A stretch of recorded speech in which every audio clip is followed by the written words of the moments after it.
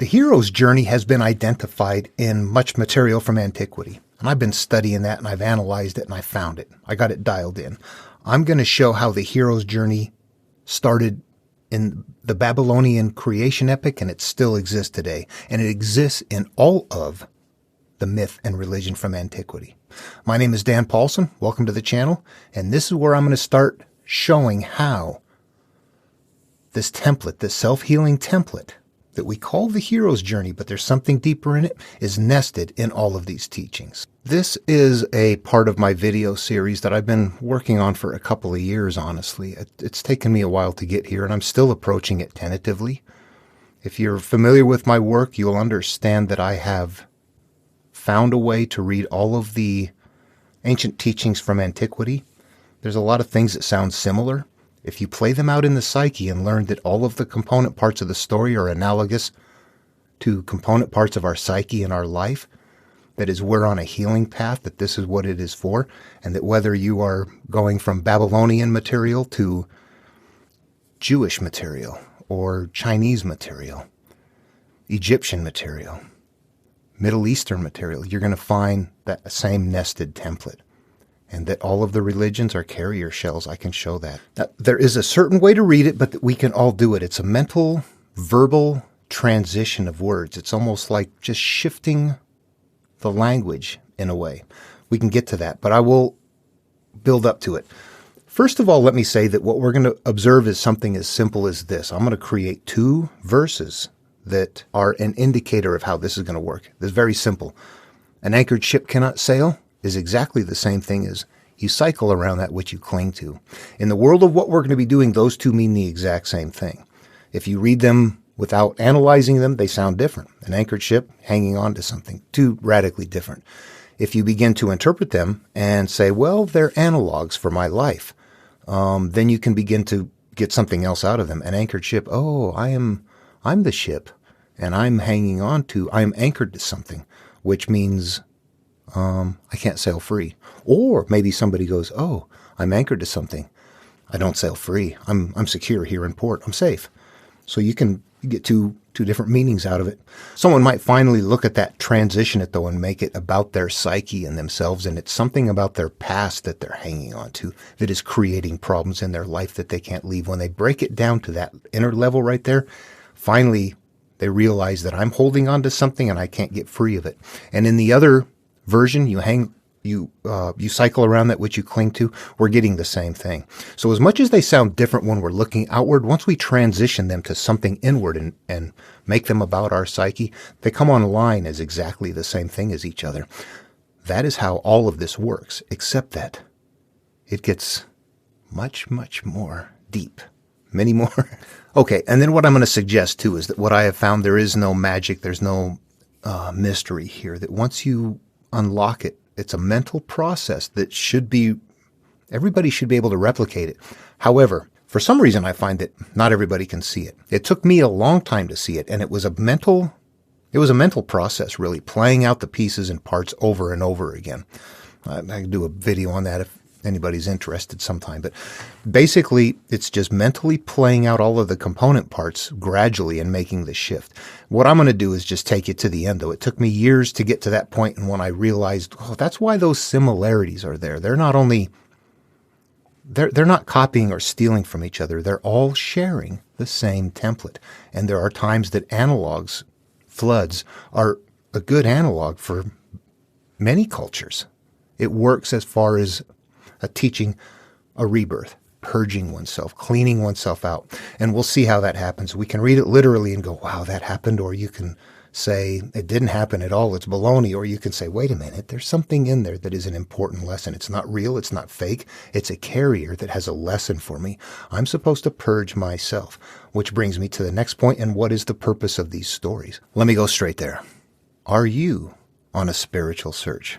Have you got to a point in time in your life? Sounds like an ad, doesn't it? Hey.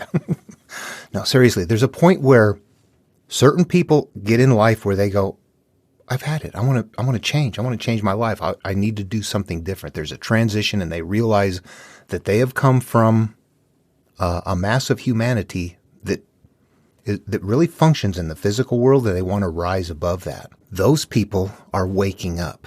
And that is when this material kicks in, because suddenly you need a guru. And I'm going to suggest that that is what this is. In fact, that is where the hero's journey template is going to come into play. Everywhere the hero's journey exists, you're going to find that it's a little bit deeper than the hero's journey. That once it's played out completely in the psyche, that it is a self-healing path. That actually that template that we're following, the hero's journey template, was not something created that we follow. If we are healing, we start out in life hurt. We're individuals. We must turn inward. We must leave our past behind. We must look for help along the way. We must face our fears, defeat our demons. All of these are parts of how an individual heals, and that is what becomes the hero's journey template.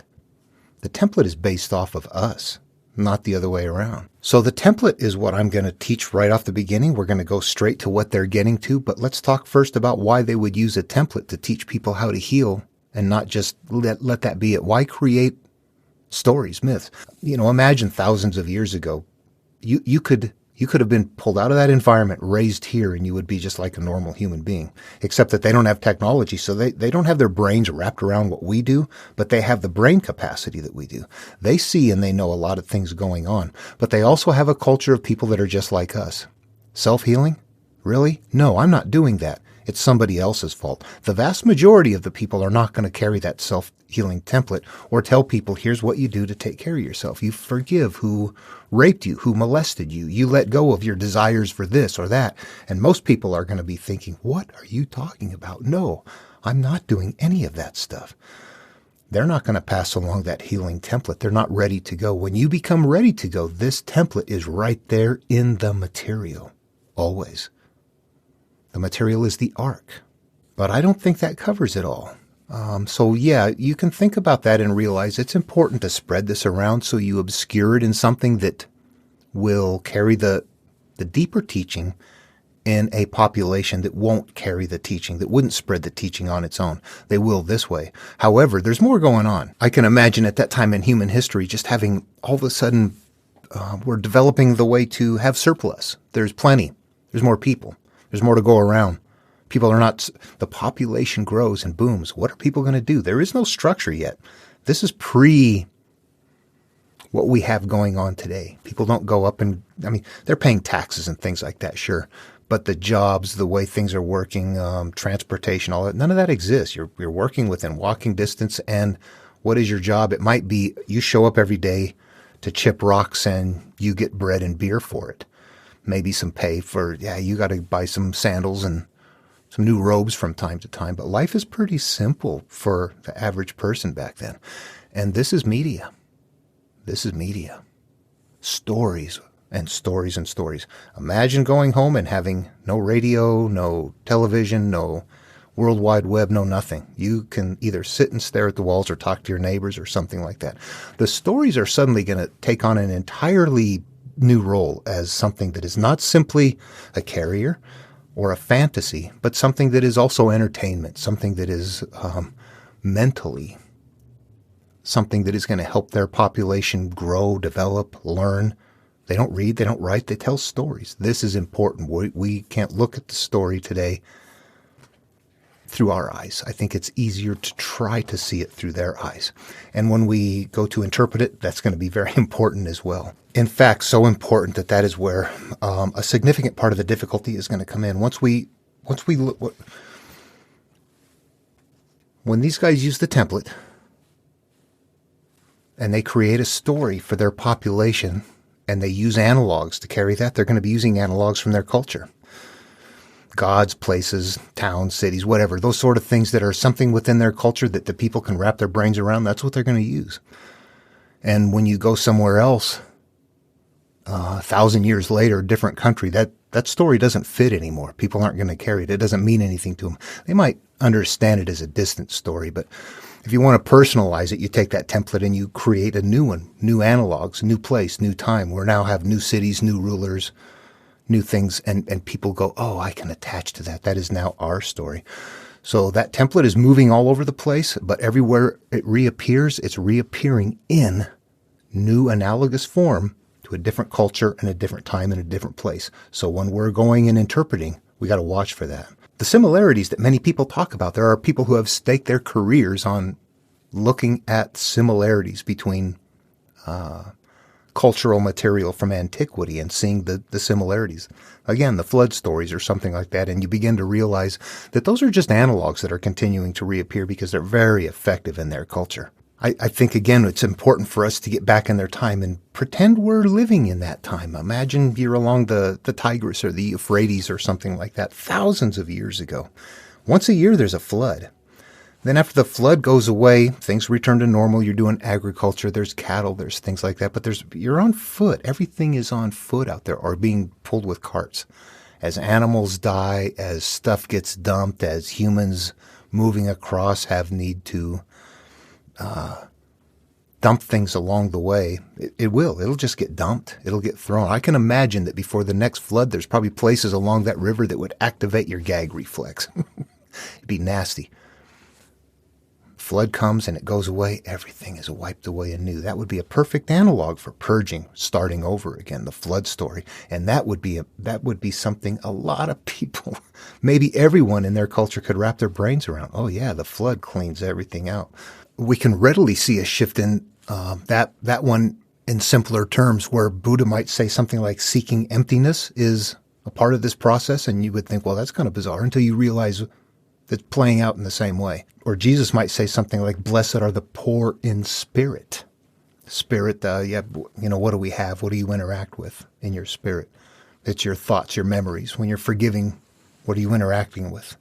You're interacting with your thoughts, not your spirit. So we see the same teaching emerging, cleaning out the inside of the cup. All of this continues to show up as analogous verbiage for getting rid of all the things that we carry, our convictions, our hurt, our pain, our shame, learning to let that stuff go so that we do not remain attached to it, so that we do not remain as the wheel coming around or the ship that just sails around its anchor. That's it. And then they're going to be using other ones that are more obscure. If you haven't watched my other videos, I'll quickly do one here. The stories are carrying mental concepts. Here's one. You got an issue, and it continues to play out. You get triggered, it comes out. You get triggered, it comes out. And you go, oh my God, why does this quit? If you've reached a point where you realize this is continually happening and I'm carrying something with me that's making it happen, that is why. You have now transitioned from the world sucks, everybody keeps doing this, to, ooh, why do I fit and keep getting triggered? Once you can make that transition, there is a lesson that kicks in that you can see. I'll grab some examples. We have in Buddhism, there is one of the very first teaching is remembering again that when you pick up the book and start, that is the beginning of your path. This becomes your guru at that moment in time. Guru, what is my life? Why am I this way? And they give you some obscure verse you're supposed to figure out. And this one starts with, man, something like, all that we are is the result of what we have thought. If we have an evil thought, then pain continues to follow us like the wheel of the cart that follows the foot of the ox drawing the carriage, or something like that. And what there is in there is that pain follows us, that there's a lot of other verses, but what's going to happen is that the wheel is showing a cycle, and the cycle is coming after us, and whatever we're holding on to, the evil thought, and the evil thought in this case, we have to transition it into the psyche to make it work. It doesn't mean evil thought at that moment something is happening. It means evil thought at one point in time that created who and what I am, that is stored away, that continues to act out. You have to play it all the way out into the psyche in order to interact with it. And it will become an interactive step that will change your life when you get to this level. Careful. Red alert. Ding, ding, ding. All of that. Evil doesn't mean evil. It too is an analog. Evil doesn't mean something that you consciously think is something wicked or bad, and I'm not a part of that. No. Evil in this case means when you're on any of these paths, we're looking for a destination. In this case, we want to hit nirvana with Buddha, with his example. That's an inner peace. Evil is anything that interferes with that. That's it. It's an analog for something that gets in the way of what you're looking for ultimately. And that is what we carry inside of us. That is, we may have been victims and we're holding it there.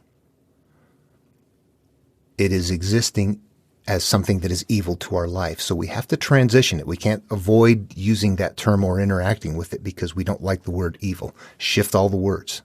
When you're doing the same process elsewhere, if you're using, I would say, Christianity or Judaism, that also means sin, ought, transgressions. All of those are analogs that really mean whatever it is that's interfering you from getting to nirvana, the kingdom of heaven within, Canaan, whatever your happy destination is in your path, whatever it is that gets in the way are those bad things. It's just bad stuff, bad vibes. Ooh, what's inside of you? The seeds in your garden, Okay, yeah. Okay, more examples then. That's one right there. In Christianity, we have in Judaism as well, we've got tree that grows up. You can cut it down and it'll grow up again, and only by pulling it out by the root can you make it stop. We have a repeated something that even though you get rid of it, something cycles out and you chop it down. I'm sorry, I won't do that again. It repeats. I'm sorry. I don't know why I do that. We're chopping it down, but we're not getting to the root. We're not going, all right, this happened one time and I'm not dealing with it. And that's why it keeps happening. I've got something to pull out. In Greek myth, we'll see a boulder being rolled up that comes back down. Can't resolve that. A liver painfully getting eaten out that grows back. And we see that these begin to appear and you think that there's something in common with them. They don't sound like a flood story. They're not that obvious. But they're obvious when you step back and realize that they're carrying a cycle, that they're all representing something that's happening over and over again. And then boom, okay, we start decoding it that way. Not based on the words, but based on once you play it out in the psyche, putting it into the right place. And there are positions in the psyche where it goes. Again, I'll just take you to the place. It's too long to figure it out. But once you figure it out, it's like, oh, okay, yeah, it's easier to see it that way. Okay, so all those cyclical examples are all over the place, and they are also in common between stories, but they don't sound like it. Here, think it through backwards. It might help out. Imagine you're creating this story, and I tell you, I need you to come up with something that is something that repeats over and over again until you interact with it. Come up with something in your culture that carries that story. And then I'm not going to say anything. I'll just let you do that. That's what they're doing when they're building these. They're finding ways in their culture to represent what that issue is. However, I'm going to suggest there's going to even be variations to that as we move around. This is old, and I think it existed pre that technique. Of creating an analog that's showing a cyclical repeat. But they're still doing it in here. As we get into it, we'll see it. But there's this raucous issue that is not being managed well from the evil gods that is repeated a couple of times. So they're showing the repetition, but they're not showing it in a cycle. They're repeating the story a couple of times. So the repetition of the offense, the issues that need to be dealt with, is still being represented in the story, simply in a different manner. The flood stories, they sound like they're in common, and they all do the same thing, though they're also carrying something that is purging out our world, ourselves. We're wiping out the things that we have accumulated along the way that we'd like to get rid of. We'll get into the stories a little bit deeper. They're very rich and deep, magical stories for the human mind that when you turn them inward, it's very... it'll scare you. It's so starkly simple, yet difficult.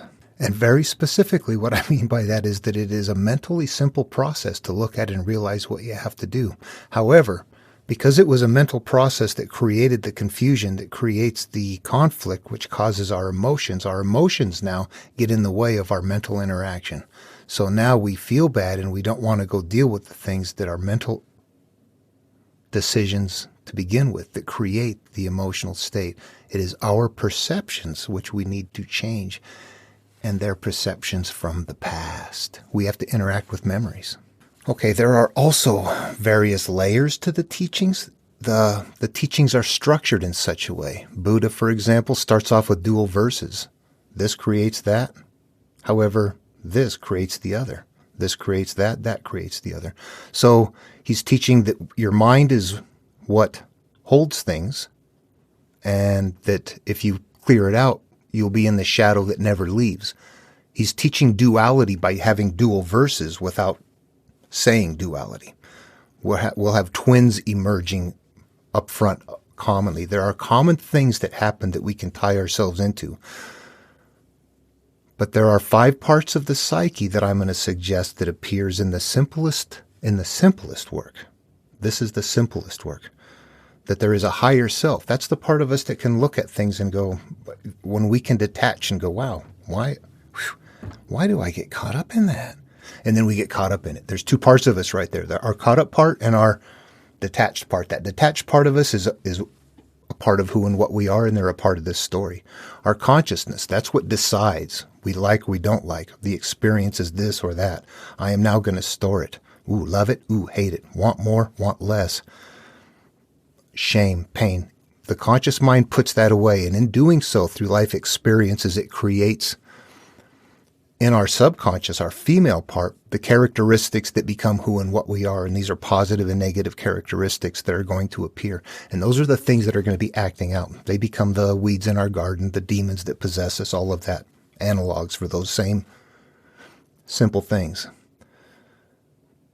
That those can be good or bad. We create them in our life. Through our experience, mental experience. All of it is a mental experience.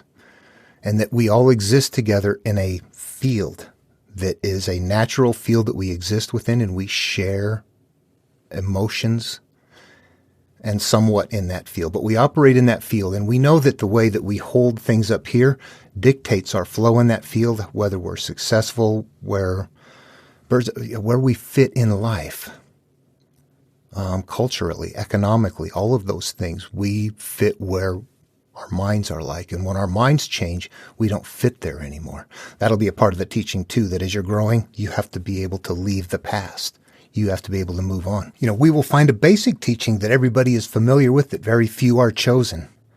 But in bigger stories, what we will see is that instead of saying verbiage like that, there will be some way like, somebody was put in a basket and hidden away and saved, or somehow they were isolated out from some sort of harm and they were kept separate. Or in some other way in the story, they're designated as special. And in the Enuma Elish, what we're going to find out is that whoever is selected has got two sets of eyes and 2 sets of ears. They've got greater vision and enhanced awareness. So that is maintained. What we're also going to find here, though, is that those 5 elements, you've got your old self, all of those sorts of things. But what we're going to find in all of these battles is that there's still parts of us. But here's what happens. We're one thing when we're born, and then we grow up, and then we become our early selves that wants to fight and gets us in trouble. Then we want to interact with ourselves and stop making us do that. We're going to create some way to go back and combat ourselves. That all of these things that are going on inside are various parts of us at various times or in various mindsets. In a nutshell, for me, as I am going through my early life, unaware of those things, having tough experiences, acting out, getting in trouble, not knowing what to do, that is one part of me. Then there's a part of me later on that tries to interrupt at that and go, I got to change my ways, but it doesn't work. There's another part of me. Then I eventually mature to the point where I say, I'm going to take care of this. I am going to change and become a completely different person. So these are represented in the story as different people, when in all reality it is still you, but it's just you at different times in your life, or different times on the path. Yeah, that's it. Another very important way to manage this, and it was a considerable realization to understand, was that I've said it before, but I need to emphasize now that this is the guru that is ready when you are the person who says, I'm done. What do I do? I'm at wit's end. Today we know what to do, and there's a lot of teachers. Back then they're telling these stories, and that's what they're teaching in these stories. What to do. Where do you come from? This is for you. This is how you started in life. A creation story is not about the creation of the universe or the world. It is about the creation of you, nested in a story that sounds like it's about the creation of the world or the universe. They don't know. We didn't either. We don't. Well, we got closer. They're describing the creation of the human and our divisions, what happens to us, how we start out in life and we're not aware, that we become products of our life experiences, that at some point in time we might wake up and realize that, and we want to leave the past behind, and that we need to figure out what we're going to do, what kind of qualities, mental qualities do we need to deal with these things, that we're going to have a fear wall to overcome. We're going to be going through barriers. We're going to have to be doing it on our own with mental concepts. That higher self is going to be the guide, guiding the conscious self to rethink what it has thought in order to interact with the memories, to change their emotional state, which then changes the state of our life and the way we feel. People call it spiritual, and it definitely feels that way. I have deep emotions, but I know that those emotions are triggered by the way my mind is either in conflict or at peace. Nothing else. If this is not at peace, if my thoughts are not at peace, I am not at peace. If my thoughts are at peace, I am at peace. That's pretty evident. That's what we're going for. It becomes interactive when we do that. The material, once it's decoded, does not tell me how to manage the planet or the world or the people. Even though analogs might indicate as such, it is all playing out up in here. If I have to defeat an enemy, it is a part of my past. It's going to all play out up there. And it's going to involve my own inner being, my own inner life, or my experience, my physical experience, my immediate physical experience as a result of being on the path. Because you are going to be going through changes, and you're going to be having, you're going to have issues. You're going to be impacting the people that are around you if you're really on the path in ways that you're going to cease to fit. And it talks about those sorts of things. Not all of the material does. I don't think this does actually. So there's a couple of layers here that I want to talk about. One of them is the big overview, and I've got that one out of this one pretty well. There's a point though where there's deeper teachings, different layers that are in there that I'm not aware enough of their culture. The names that they're using are the weird ones. They're just very strange names, and the names are going to represent something in their culture though that I don't know what they are. But that same kind of naming process shows up in all of the other teachings too. And in other teachings, for example, in the Argonautica, where Jason sails with 40 Argonauts, each of those are Greek gods. The complexity here is that each one of the gods has different qualities that go along with Jason on the adventure. These are analogous to what the Greeks are saying. Here are the qualities you need to go on your adventure as you're going inside. You have to have this adventure, the capacity to defeat enemies and different things like that. Those are parts that they're identifying. It's identified in other teachings as well. Jesus has 12 disciples, and each of those 12 disciples are names that are analogs for qualities. And you can just look those up very easily and see what they are. All the way down to the doubting Thomas, which we're going to see appear in this material that gives us our fears, our lack of faith, our lack of commitment, our lack of ability to proceed sometimes. In the big story material, that's a component part. You've always got people that you're adventuring with as a part of this template that emerges. And those are always qualities that I've identified so far that you take on the journey. And in this case, even though I haven't identified those names, it fits into the same place. So I'm certain what they are is analogs in the Babylonian culture that they just escape me, but they still fit in the same place. So I think in cases like that, you can see that there's still interpretation that needs to be done. But I think that's how I want to say we're going to manage it. That is how I can think of anything else. But I want to make this the first video, the precursor to it, so I can jump right into it.